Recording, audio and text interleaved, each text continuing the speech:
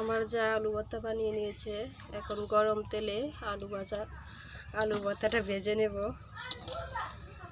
আলু ভর্তা বানানো শেষ। আর চুলায় পুঁই শাক দিয়ে দিয়েছি। পুঁই শাকগুলো কষিয়ে নিতে হবে, সাথে ডালগুলো দিয়ে দিয়েছি।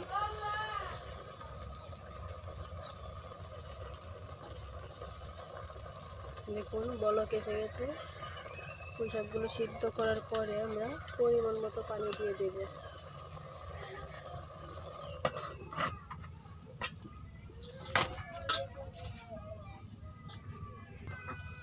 এখন দেখে নেব পুঁই শাক সিদ্ধ হয়েছে কিনা।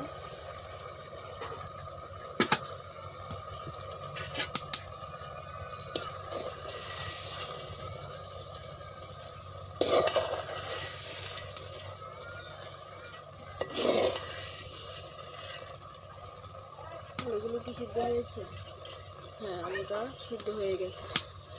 এখন পানি দিয়ে দেব।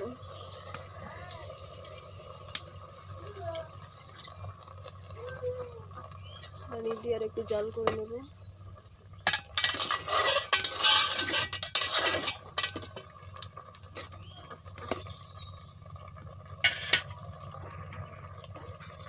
ঢাকা দিয়ে দেব।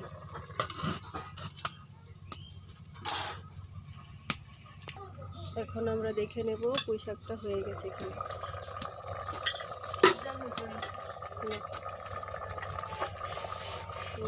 আমাদের পুঁই শাক রান্না প্রায় শেষ হয়ে গেছে। এখন নামিয়ে নেব।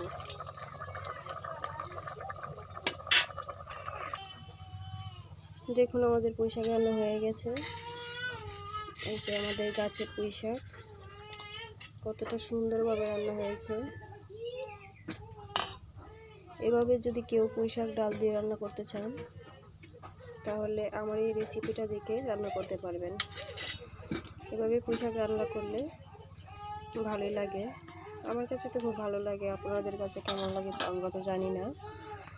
তো এভাবে পুঁই শাক রান্না করে নেবেন। আর এদিক দিয়ে আলু ভর্তাটা আমি তেলে ভেজে নেব। কড়াইটা গরম হয়ে গেছে, এখন তেল দিয়ে দেব।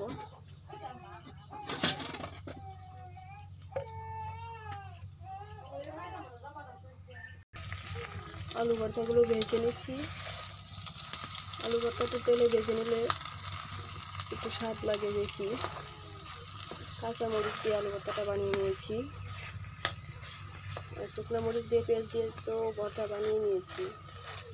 গরম ভাত দিয়ে সবাই খাবো। আজকের ভিডিওগুলো আমি একাই করলাম। রান্না করার পাশাপাশি আমি ভিডিও করতেছি। আর আমার ছোটো যা মেজো যা, আমার মেজো যা আমার ছেলেকে খাওয়াচ্ছে। আমার 11 মাসের একটা ছেলে আছে। আর আমার মেজো জায়েরও মেয়ে আছে, ছোট ছেলে আছে। তো আজকে ওরা আমার সাথে থাকতে পারলো না। আজকের ভিডিও এই পর্যন্তই। আপনারা ভালো থাকবেন, সুস্থ থাকবেন। কমেন্ট করে জানাবেন যে আপনারা সকালের নাস্তায় কী কী বানান। আমাদের কাছে সকালের নাস্তায় আলু ভর্তা, মরিচের ভর্তা।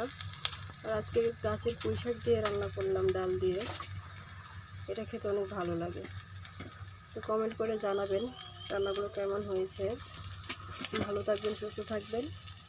আল্লাহ হাফেজ।